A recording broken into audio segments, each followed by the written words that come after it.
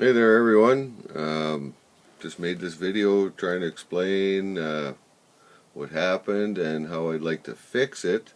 On my first RC show with my loader, I was loading the trailer. I think it was the first load, got about halfway through and suddenly the steering let go.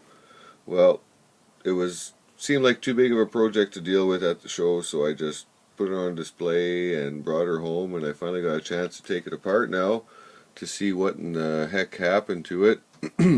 And turns out that it is the spline in this servo arm which failed. This is supposed to be nice and snug and able to run the servo. When I took it apart, I noticed that the screw was tight, so it's not like it came loose, which allowed this to walk up, and then I could see that tearing the splines out. The fact that the screw was tight tells me that it was probably my operating or inability to operate the machine, probably shock loaded it, or while it was driving and had it full steered, caught the corner of the bucket against something, or whatever the case. It tells me that this plastic arm is the weak link for sure. So to fix, I was wondering if anybody out there knows. What I'd like to see is this lower half where the spline is in.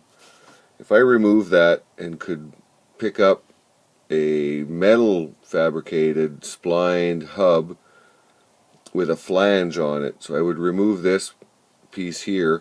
It'd be a metal spline piece that I could slide onto here and secure, but it would have like two wings on each side and a spot or two holes drilled and tapped into it, where I could still go with the plastic arm even if I wanted to and just bolt it to it.